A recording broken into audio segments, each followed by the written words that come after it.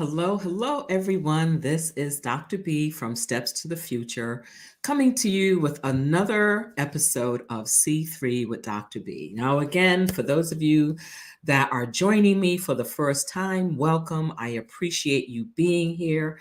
For those of you that are watching this on the replay, um, welcome also. And please make sure if you still have comments or something you want to add to the conversation, you can always add that in the comment section, and I will see that at a later date.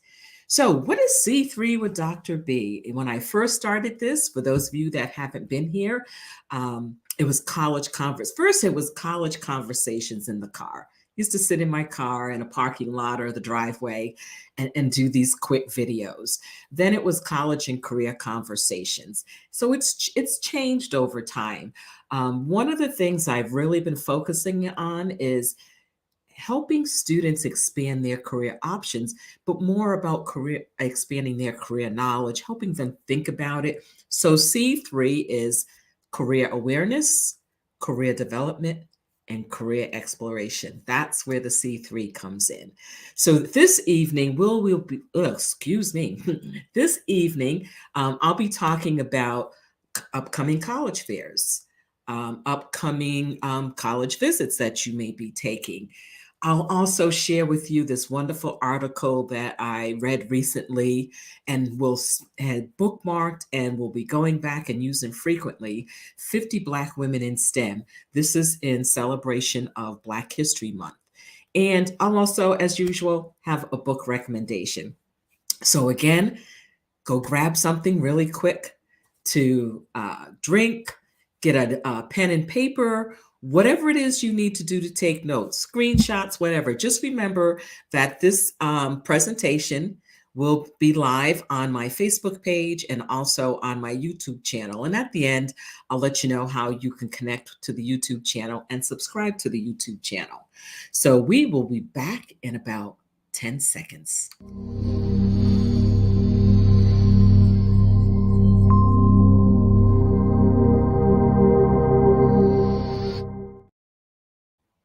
Hey, so we are back. If you're out there watching, listening, or what have you, I'd love for you to let me know where you are from, who you are, just so I have an idea of who I'm out there talking to. Sometimes, you're out there talking to yourself and you're like, okay, this isn't much fun. But let me know, who are you? What questions do you have? And please contribute to the conversation. So, as I said earlier, this is C3 with Dr. B. We will be talking about some upcoming college fairs locally and nationally. We'll be talking about college visits. And in particular, I'm just going to highlight an article that I read earlier this week by a college counseling expert out there. And we'll look at some of the questions that he posed and also some of the questions that have been posed by students and parents to me over the past few years. And again, highlighting that article about the 50 Black women in STEM, you'll be amazed when you read about these people that many of you I've never heard of, and I was a history major. So talk about hidden figures. And then, of course, our book recommendation. Always have to have a book because, reading is fundamental, and without reading, nothing else works. So let me move on to our first slide. Before I get into that, I was going through some of my earlier Canva creations, and I realized, I said, oh my goodness, it's time for Doodle for Google Scholarship. So this is coming up again. Those of you that are not familiar with the Google Doodles, you see them every time that you are on, google.com, and you're using that as your search engine. You will see the little drawing or depiction of some historical or cartoon or whatever type of drawing on the home page. One of the things that they do every year is they have a contest for a scholarship. It is coming up again. The deadline is going to be March 7th. And as you can see on your screen, those are the categories in which people can enter.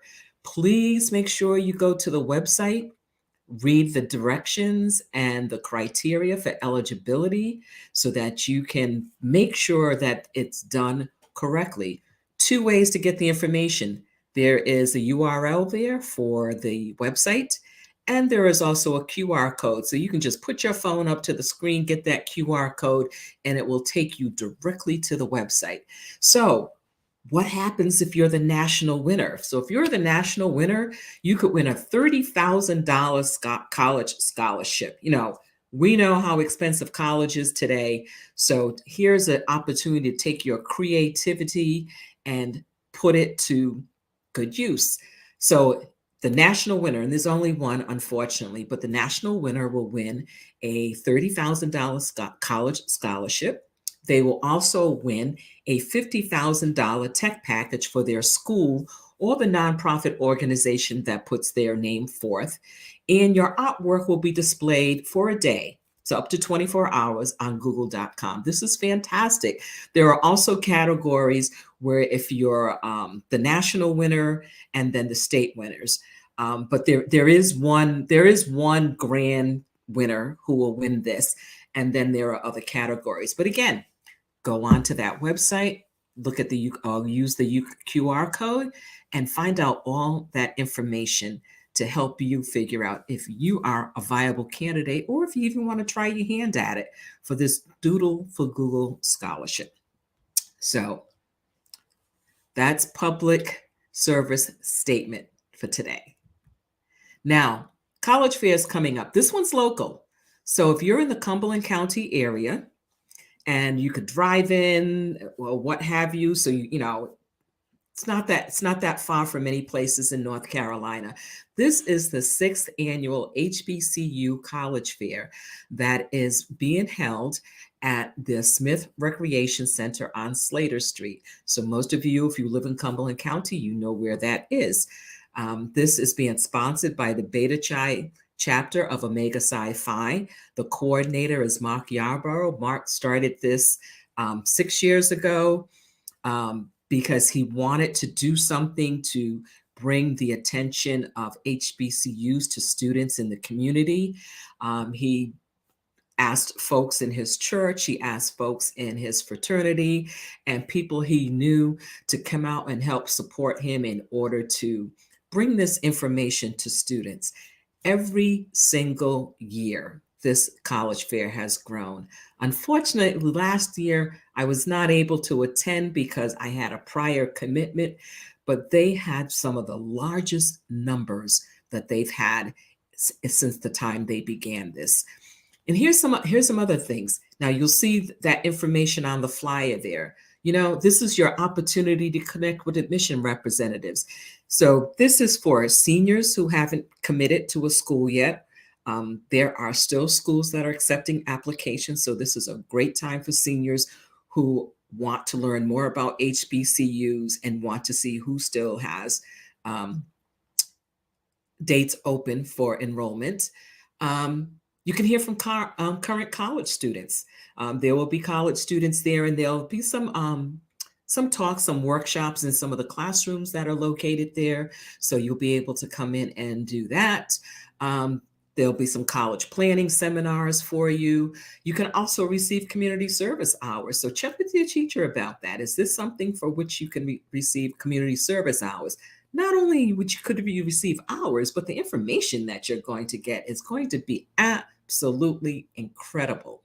You can learn about local scholarship opportunities. I said earlier, paying for college is crazy these days. The expense of college is, in my opinion, ridiculous for the most part. So come and learn about some of the local scholarship opportunities. Do not pass up any opportunity to apply for a scholarship. Registration will be on site, so you don't have to go to a website or go somewhere ahead of time. If you say, oh my goodness, I forgot to register, I can't go, registration will be on site. This is so that people can come when they finish whatever they have for the day. And as you can see, it's from 10 to 1 p.m. So please make sure that you get there. Here's something that may be of interest to some of you, especially, and this is for seniors. This isn't so much for juniors or sophomores or freshmen in high school, but definitely for seniors. If you can, and we're letting you know now so that you can have this ready for April 22nd, bring an unofficial copy of your transcript with you. Unofficial.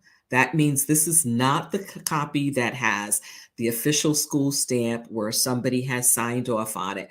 You're going to bring an unofficial copy of your transcript if you're able to get it. This is because some of the colleges will be offering what we call on-site admission. Based on your transcript, they may or may not offer you admission to their college. Now, this will not be every college that is there, but there will be some colleges that will be doing that. So this is your opportunity, again, to take advantage of something that you may not have even been aware of is a thing. So again, bring that with you. So again, this is April 22nd. It's on a Saturday. It's at the Smith Recreation Center, Slater Avenue in Fayetteville, North Carolina. But you do not have to be from Fayetteville, North Carolina in order to attend this college fair. Again, it's a sixth annual one. So please make sure you come out. Get that information, folks. Get that information. Okay, now, National College Fairs in person are back. The National Association for College Admission Counseling has a series of college fairs that they've been holding across the United States. We will be having the first in-person one in North Carolina since 2019. Typically, we have two in North Carolina. We have one in Charlotte and we have one in Raleigh. But this year's schedule has just the one in Charlotte, which is on a Sunday, March 19th. But I have the schedule up here so that you can see where the other college fairs are being held across the United States. So we've already, gone through the dates that are in February, but you can see all the dates for March, starting with Long Island, New York, Saturday, March 4th, all the way up to Boston, Massachusetts, kind of near my old stomping grounds, May 2nd and May 3rd. For those of you, I always got to shout out Rhode Island. For those of you that are, in Rhode Island, Providence, Rhode Island, they will be coming to you Tuesday, March 14th. So make sure you mark that on your calendar. So all my school council friends out there in Rhode Island, make sure you let your students know that NACAC College Fair will be coming your way. Let me take a quick drink here. My throat's getting dry like already. Drinking out of my little Providence College cup. Love my cup. Providence College School of Professional Studies. Yes. So again, college fair. Now, what do you do when you go to a college fair? NACAC College Fair, the in-person college fairs will have, possibly 250 plus colleges there. Now, you cannot go and talk to the representatives from all 250 colleges. So you have to have a strategy. So what's your strategy? The first thing I'm going to recommend that you do, unlike the HBCU College Fair, you can pre-register for this particular college fair, which is free, no cost, just as the HBCU College Fair is free, no cost. When you register for the NACAC College Fair, you will get a barcode. And you will be able to put that barcode if you have a name tag and what have you that you could get at the conference or at the college fair. When you go to talk to one of the admission reps, they will scan your barcode and your information, your name, your school, your grade, and whatever information that you put on that registration form will go into their system. This speeds up when back in the day when you would go to the table and you would get a card and you'd have to fill in all that information. So much time was spent writing your information so that the admissions folks could reach back out to you with materials about their particular college. Now you will get that barcode, that information, as soon as they scan it, it goes into their system. So again, convenience makes things go a little bit faster. So as I said, 250 plus colleges. Can't talk to everyone. So you're going to pre-register. And for those of you who forget to pre-register, it's okay. You can still register on site. But try to pre-register because it just saves you some time. Once you register, you'll be able to go onto the site and you can see the colleges that are going to be attending that particular college fair. Decide which colleges are really of interest to you. So there may be some that are already on your college list. Then there may be others that you're like, oh, I don't really know that much about this college. So maybe I need to find out a little bit more about it. So that's what you do. I typically, when I go to visit, when I go to a college fair, I know again, I can't go to all of those booths or tables and talk to the admission representatives as much as I would like to learn about all of those colleges. So for me, I usually decide, okay, 10 to 12. That's a reasonable number for me. So I'm usually talking to representatives from colleges that some of my students have expressed interest in, or colleges that I know have a program that I want to learn more about, or sometimes I'm just looking for a college that may have a program that is new to me, or someone told me, hey, you need to talk to this person at this particular school because they can tell you about that particular program that they have. So for me, I try to keep it to about 10 to 12, probably closer to 10 because it can be overwhelming because, first of all, it's going to be noisy because there are going to be lots of people in there. Um, and there are some schools that tend to get more people coming to their table than others, so the lines may be long. So if there's a college that you're interested in and the line is long, you have to make the decision, do I want to stand in line or will I go and talk to another college? And then come back and talk to that person from that college. So again, choose your colleges. But even before you get there, and you've chosen those colleges, go on their websites.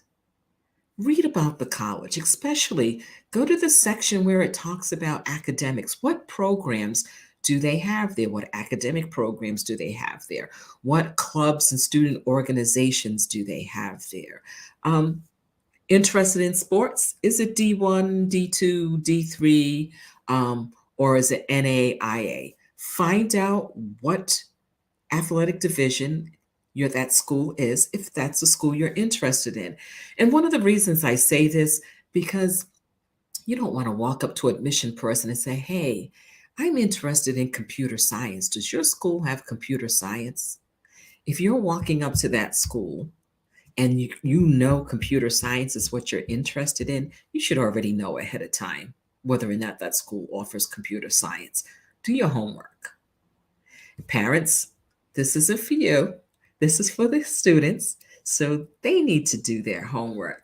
If you're going to be going to college as a young adult, there are lots of things that you are going to be responsible for. So it is up to you to take ownership of this process. Yes, parents will be there guiding you, helping you, supporting you in whichever way they can. But I really expect students to take ownership of the process. So that means you want to talk to these 5 schools, 6 schools, whatever number of schools that you want to talk to. Do your research first.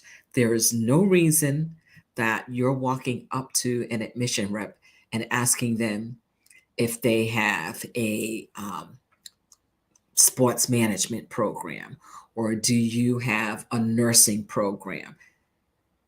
Do your homework, folks.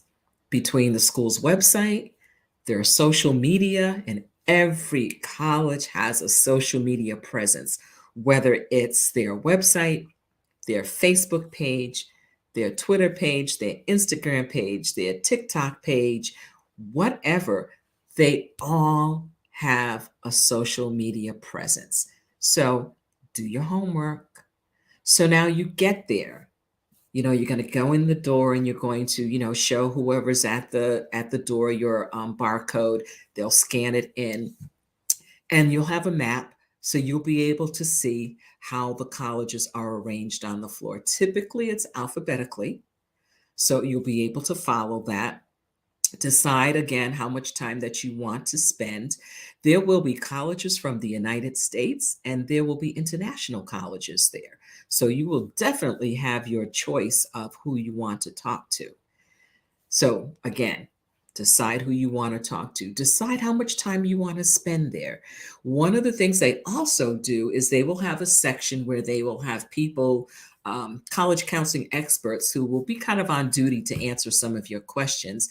And there will also be a few workshops. There's usually one on financial aid, there may be one on testing. But again, when you register, you can go onto the site and you can see what's being offered. So plan accordingly. So again, North Carolina, the only time NACAC will be here in person is Sunday, March 19th in Charlotte. So plan accordingly. And then there are some virtual college fairs. So there's actually one coming up February 19th, one this month, coming up on, what is that, next Sunday? Yes. When same thing, you can go on, you can register, and you can see what colleges are going to be there, and you'll be able to see whether or not it will be a live session where you will connect with the admission person on Zoom. You will be able to see if it's strictly an admission session, admissions info session. Will it be a session where you will have a professor or someone from a particular department talking about their discipline? Will it be somebody talking about study abroad? Will it be somebody talking about honors program? So again, do your homework ahead of time.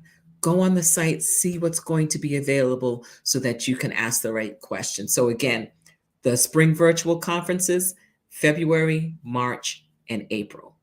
This is definitely a good way for juniors, sophomores, freshmen, to start learning about colleges. That doesn't mean you shouldn't go to the in-person one, because sometimes, it's kind of nice going to the in-person one and hearing the conversations from other students and to get used to it and see what it's like. So again, think about it. You can register at nacacfairs.org. You see the URL there on the page. So I hope to see some of my folks at the North Carolina one in Charlotte, because I will definitely be there. Okay, now let's talk about college visits. So this kind of coincides with those college fairs. So say you've gone to the college fair, whether it's the HBCU college fair or the NACAC college fair, and you've learned some information about a school. Now you actually want to get on the campus and visit that school. So again, you're going to do your research. I strongly recommend not visiting a campus and you haven't done any research. Again, social media. You're all on social media to some extent. Every college has a social media presence. So do your homework when you go to visit these colleges. Again, you're not going to ask those questions like, do you have nursing? How many students are, in your engineering program? Because some of that you can find online. May not be able to find exact number of engineering students, but you can find information. You don't want to say, so I want to be a mechanical engineer. Do you have mechanical engineering? You should know that. You should know that. Do your research. Take ownership of it. Recently, I read this great article, and let me see if I can pull up the notes I made about it. So Brennan Bernard, who is the director of college counseling with the Khan Lab Academy, recently wrote an article on Forbes, and it's called "Don't Waste Your College Visit, Ask the Right Questions." I love this article because when I'm talking with my colleagues, we're always talking about when we go on college visits and the type of questions that we ask. We're really looking for different types of answers because we want to be able to provide information for our students. So here are some things to think about. And this article, I'll put it in the show notes later, so that the link to it, so that you can go on and read the article for yourself, because I'm just going to hit the highlights. And again, As we're doing this, as I'm talking, if you have a question, please join in, throw it in the comments. Let me know who's here. If you're watching this on replay, please make sure you put in any questions that you have, because I'd love to hear from folks to see, you know, what questions do you have about this whole college going process? It's more complex today than it was when I went to school. It's more complex than when my younger son went to college. And he's been out for about 10 years now. Almost, yeah, almost 10 years, not quite. So again, let's think about this. What's going on? Actually, he's been out for a little, a little bit more than 10 years. So here are some of the questions that he asked. So sometimes I hear students when they're either on campus or at a college fair, they'll say, "Hey, is the food good at your school?" Now, what person is going to tell you the food is terrible? You know, that's not the question you want to ask. And Brennan focuses, mentions this in his article. So you want to ask things like, okay, if I went into the cafeteria, like, what are people doing? Are they eating together? Are they just grabbing the food and going? Are the types of foods there? Sometimes students have food allergies or they have special nutritional needs. That's something that you might want to ask about. If you have a severe nut allergy, is it possible for you to get a meal in the dining hall that hasn't been prepared in the same area as other food? Those are the types of questions that you want to ask. You know, are people enjoying themselves at their meal? There was one college that I went to visit where in the dining center they actually had student musicians who rotated during the week to come in and, like, not serenade, but they were playing, doing like a mini concert, to accompany the students while they were eating their meal. So talk about that. What's it like to actually eat on campus? The multiple places. Is this the only place where I can use my dining center card? So ask those type of questions. Another question you want to ask, and in this day and age, you want to think about it, is when you're on campus, and you might want to ask, you don't want to ask, what are the politics like on this campus, but you might want to ask, are students politically active on this campus, and how do they show their activism? And if there's a chance, if there are conflicts on campus, how is that handled? Like, what's the process for encouraging civic discourse? How do we do that? How do we have civil conversations? Is that something that is encouraged at this college? And if there is a conflict and it can't be settled, what's the school's process for helping students settle that? Something to think about. So one of the things when you go on a college tour, you always hear the ratio of students to faculty is 15-1. Okay, what does that mean exactly, 15-1? Does that mean for every class that you're going to take, there will be 15 students in your class? No, that's not what it means, because sometimes what happens is when you hear that ratio 15-1, anybody that can teach that is employed by that campus is included in that number. That doesn't mean they are actively teaching, but they are included in that number. So it makes the ratio sound really good. So is that ratio for all of your classes? Is what happens when you're taking those introductory classes? Is that in a large lecture hall where it's 100 students or 200 students? I remember back in the day when I was in my freshman year at Rhode Island College, in our intro to psychology class, it was in an auditorium, and there had to be at least 200 students in there. So how could you get to know the professor, and how could the professor get to know you unless you were always in the professor's office at office hours? But it was really hard to engage with the professor in that class because of the number of people. So that's the kind of thing you want to find out, the ratios. Like, are students able to make connections to their professors? There's a lot of research out there that shows that one of the most important things for student retention and for students to do well in college is to connect with professors, is to connect with someone, knowing that there's someone out there that cares about you in a way that they're going to be looking out for you or talking to you, someone that you can go to ask questions of. So that's something you want to think about. Retention.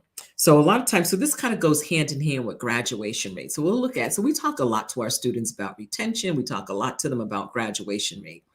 So people say, ooh, when we look at the retention rate, and that's the number of students that come back, particularly who come back after freshman year, from freshman year to sophomore year. That's typically the numbers they're looking at when we're talking retention rate.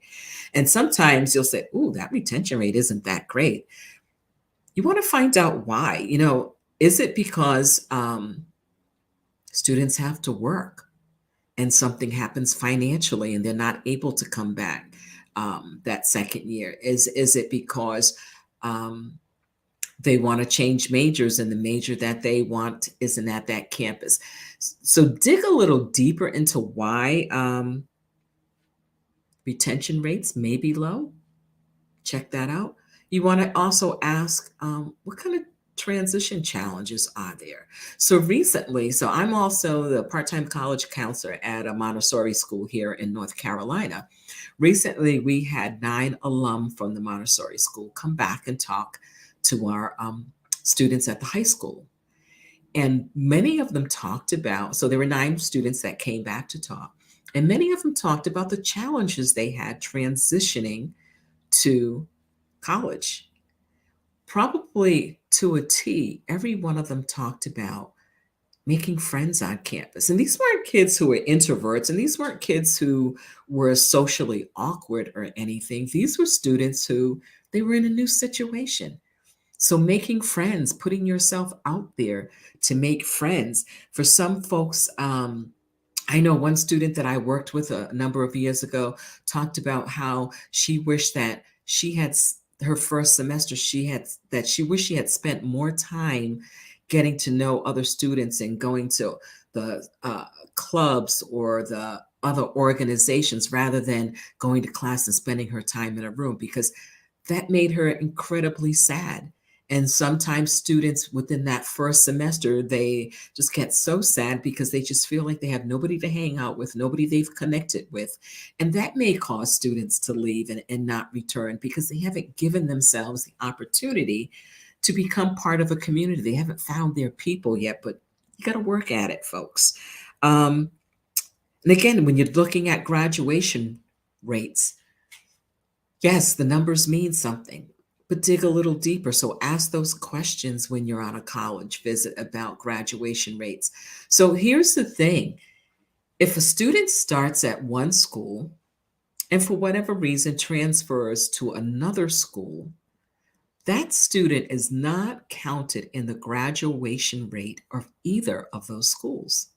So, for example, my son started at one school, was there for a few weeks, and decided that it really wasn't the place for him and chose to transfer.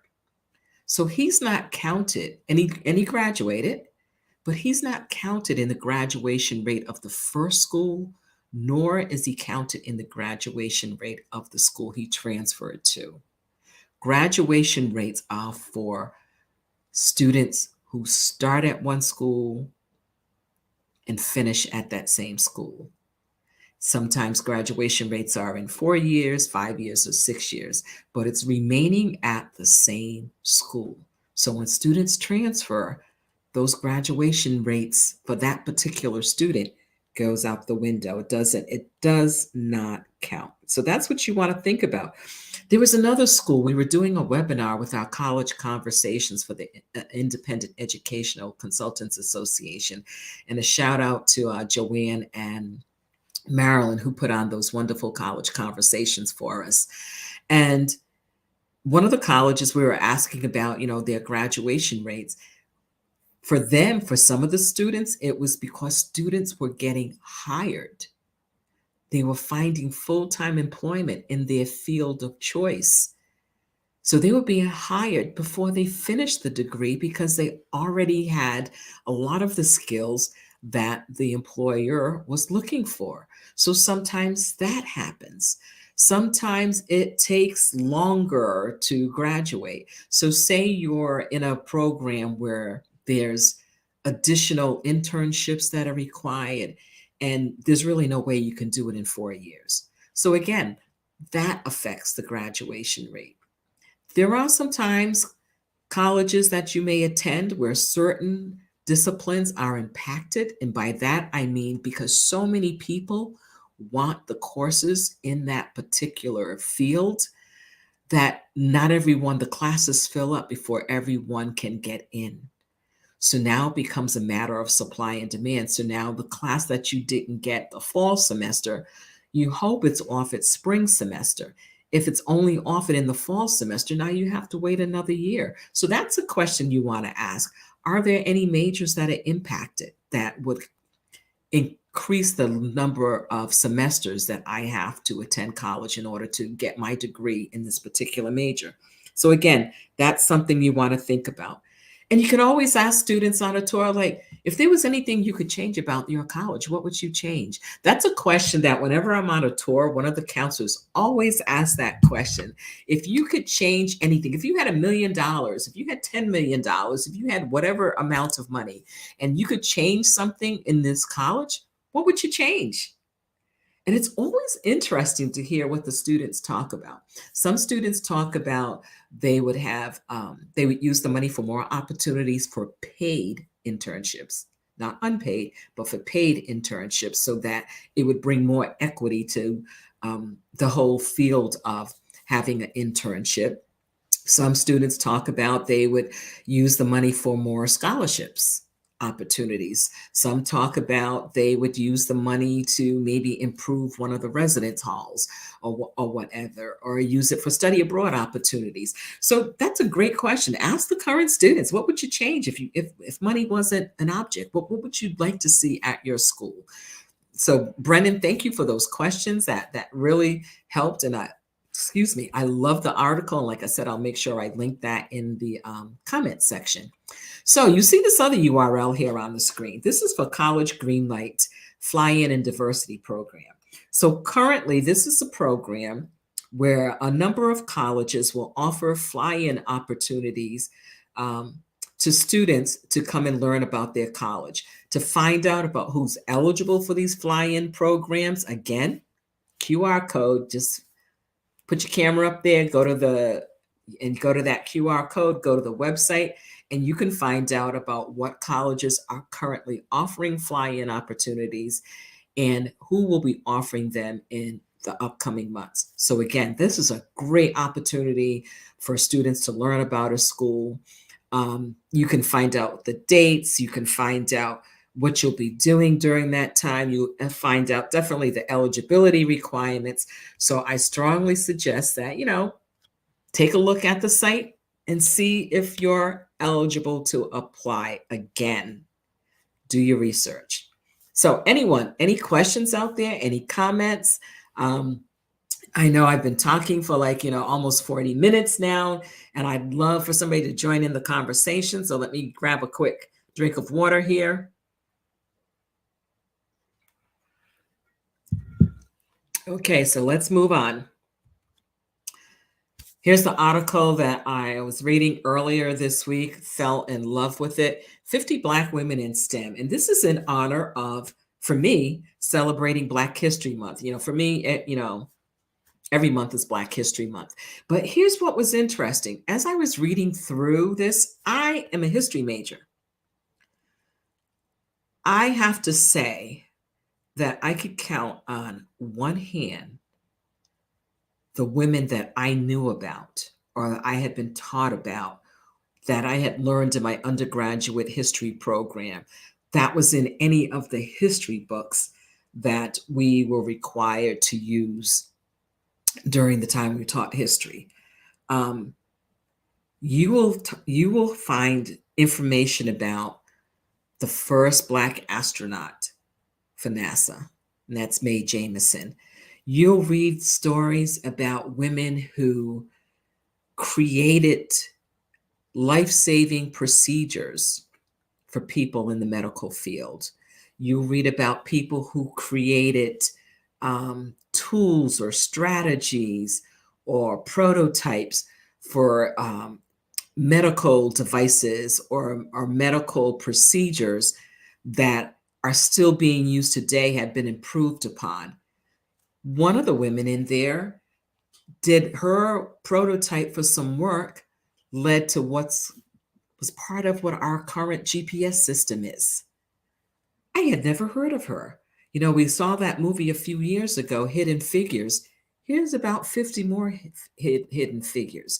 And with the interest in STEM these days, and knowing that Black women are very underrepresented in STEM, I think this is a great article for people to read, to learn about, and to see the accomplishments of these mathematicians, these physicists, these chemists, these doctors, these researchers, data analysts, computer scientists, on and on and on. And then you can also see the possibilities that are out there. I'm a firm believer in you can't be what you don't see. So getting information about these women and seeing what they were able to do. One of the things I always ask my students, I stopped asking my students, what do you want to major in? I now ask them, what kind of problems do you want to solve? What do you see out there that irritates you? What do you see out there that you want to change?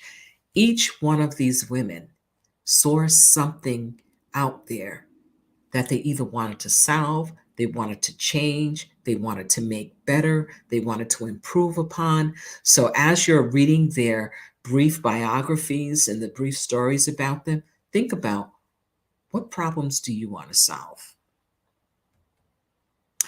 Book recommendation, yay! So this book, I'm trying to figure out, books come to me through, sometimes people recommend them, or something comes up in one of my news feeds. I'm always looking for a new book to read. So it's just so apropos that with this being Black History Month and that article being written about 50 Black women in STEM that you should know about, that this book comes up. So this is called Twice as Hard: The Stories of Black Women Who Fought to Become Physicians from the Civil War to the 21st Century.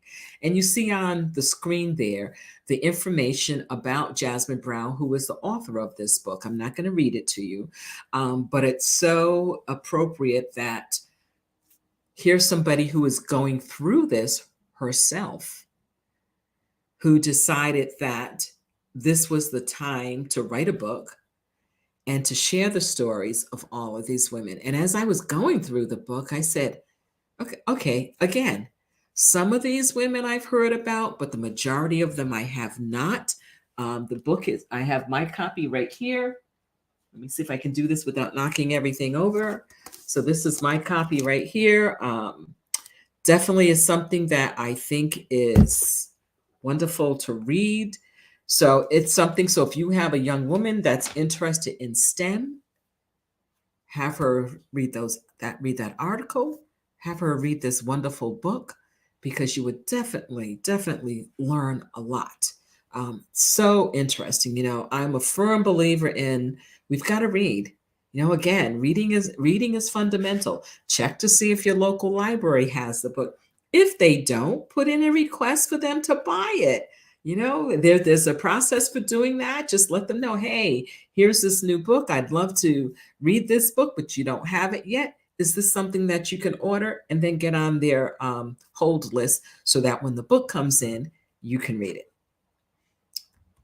Okay, so that's it for this evening. Now, if you would like to stay in touch and get up-to-date college information, one of the things that you can do here, you can subscribe to my newsletter. So you can either use the URL, bit.ly/steps140, or again, you can put your camera up to that QR code and it will take you right to the subscription form and you can get on the list for it. This will also appear on my YouTube channel, and I put other small things on the YouTube channel from time to time. So if you know someone that's not on Facebook, but they do go on YouTube and they're interested in either these sessions or the conversations that I have with career professionals, please send them to the YouTube channel. You see there the URL for it. You'll know you're at the right place when you see this photo here, Dr. B, Steps to the Future. I'm always looking for more subscribers. So definitely, definitely, definitely help a girl out. Subscribe to the YouTube channel so I can get the numbers up a little bit more. If you have questions, you can always reach me at drb@stepstothefuture.com. If you're interested in a consultation for your child, your student, for some college and career counseling, please go onto my website, stepstothefuture.com, and you will see a tab there that says appointments. And there is a section for initial consultation. Click on that. It will take you to my calendar and you will be able to make an appointment. So, again, I really appreciate you being here because I think it's really important that people have good information in order to make informed decisions about college.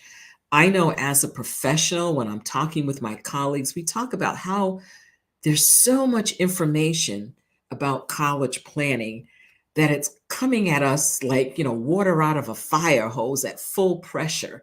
And if we're sometimes feeling a little overwhelmed and, oh my God, how do we keep on top of all this information? I can imagine how families are feeling out there, especially if this is your first child going to college. It's real, parents, it's really different than it was when you went to school. It really is. Don't want to scare you, but it's different. So, again, if you have a student that is looking for some extra assistance with the college going process, please reach out to me, Dr. B. We're at Steps to the Future. My goal is to help families eliminate random acts of college planning. I thank you so much, folks, for joining in this evening. Again, if you have any questions, you know how to reach me. Take care. I will see you next Monday at 7 p.m. Eastern Time, and we'll have another conversation. Take care, everyone, and have a fantastic evening. Bye bye.